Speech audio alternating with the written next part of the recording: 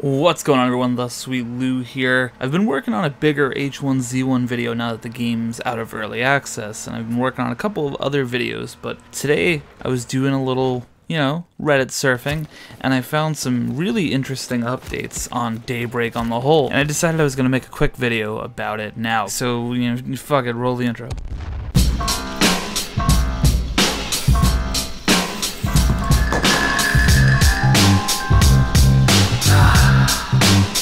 Yeah, I used the old intro song. Only 90s kids will remember that, right? Memes. Anyway, today there was a couple of news items regarding Daybreak, our favorite company that loves to work on our game that we're interested in, or remotely interested in, or not interested in anymore, but like making videos about it. What was that last one? Anyway, this all kind of started when I noticed a thread on Reddit posted by Spongy titled OMG, take a look at this link. This Redditor found some news on VentureBeat.com and MassivelyOP.com. So what these articles are reporting is that Daybreak Game Company is laying off an undisclosed amount of its staff. I think it's important to look at this rationally from both a company standpoint and from a player standpoint, because there are plenty of people on the subreddit that are very quick to say, oh, rest in peace, Just Survive, this game is dead. People have been saying that for a long time. I mean, you could argue that my videos suggest the same thing, but we're not getting into me right now. What's interesting about these articles is that there's not a ton of detailed information saying X amount of people have been laid off, blah blah blah. But what we do know for sure is that two major players have been laid off during this time. The first major player we see is NeverNotSnacks. That's his Twitter handle, that's his Reddit handle, you might recognize that, and his name is Stephen Haines, and he's the former build master for Just Survive at Daybreak Games.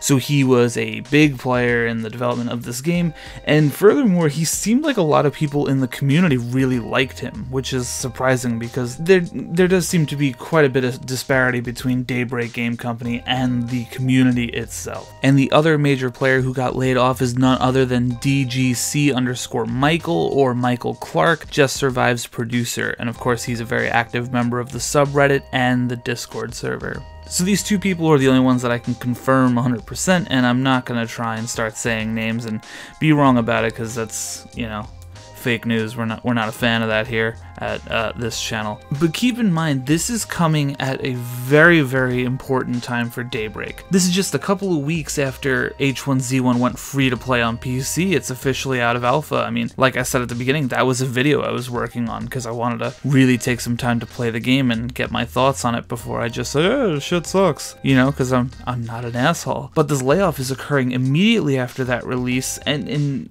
probably a couple of weeks / couple months before this game's moving on to the PlayStation 4, which is obviously a huge deal for their company. And on the flip side of the coin, you gotta think of Just Survive, which is in the state that it's in, and people are constantly complaining about the game. The numbers are going down. You really have to wonder what this all means for the company. Now, I did spend some time in the official Just Survive Discord server, and NeverNotSnacks was actually present in there speaking to the community, which I thought honestly was really cool. And while he was slightly limited in the things he could say, I'm sure contractually he wasn't allowed to comment on some of the things. Ultimately, he even seemed pretty tenuous about the future of the game too, and that might just be because, like I said, he can't comment on it, but ultimately it's a big question mark. Where does this leave Just Survive? There's a thread on the H1Z1 subreddit that estimates that between 50 and 100 people got laid off today. We already know that teams are small. I mean, we can't quite quantify the amount of people that are in each, but this is obviously a huge change and a huge loss for the company. And does this imply that Just Survive might start getting treated worse? Probably. I mean, as of right now, it seems as though Just Survive has no devs at all. What does that mean for future updates? What does that mean for Badwater, right? There's still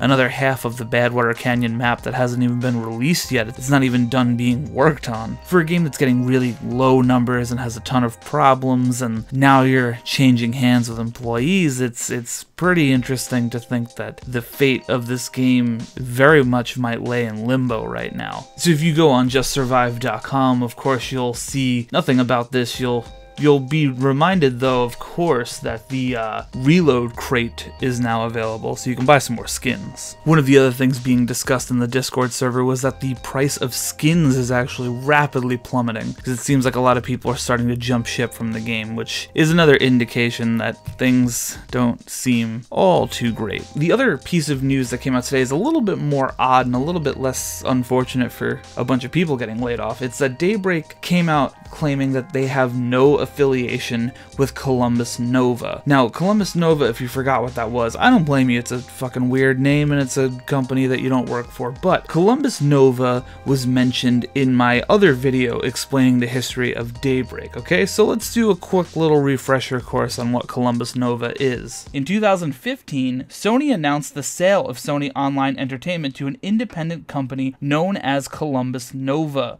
for an undisclosed amount. Sony Online Entertainment would soon be renamed Daybreak Game Company, or Daybreak as we know them. Never heard of Columbus Nova? Neither did I. The company is a multi-strategy investment firm with over $15 billion of assets. These assets include Daybreak, Fiverr, and Rhapsody. Columbus Nova is the US-based affiliate of the Renova group of companies, one of the largest Russian strategic investors in oil, machine engineering, mining, chemical construction, housing, utilities, and financial sectors. Sounds like the perfect conglomerate to be making polished games, am I right? So in short, Columbus Nova is the parent company of Daybreak. According to Massively OP, on April 6th, the US Department of Treasury targeted several Russian oligarchs and froze their assets due to destabilizing activities by these figures. That includes the suspected interference in the 2016 US election. And one of the guys who is affected by this owns the Renova Group, which was mentioned in the other video, and of course its subsidiary Columbus Nova.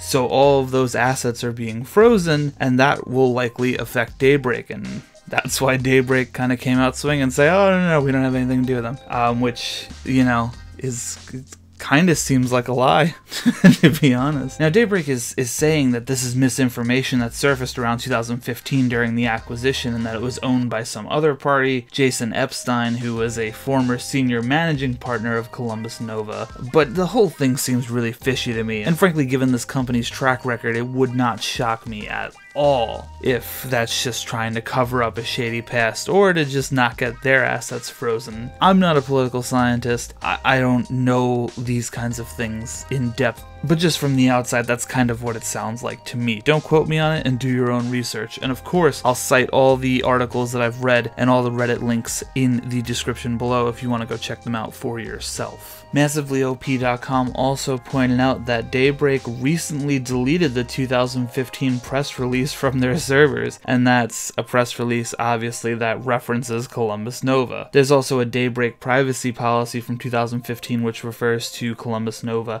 as its parent company. So, a lot of sketchy business going on here. Who knows what this means for the future of the games or the company itself? It seems as though only time will really tell for this one. So that's about it, guys. I hope you liked this video. I did it a little differently too. I didn't really script it at all. I kind of was just talking to you beauties. So let me know what you think in the comments below. Let me know if you're still playing, of course. And with that, I am the Sweet Lou, and I'll have videos for you soon, I promise.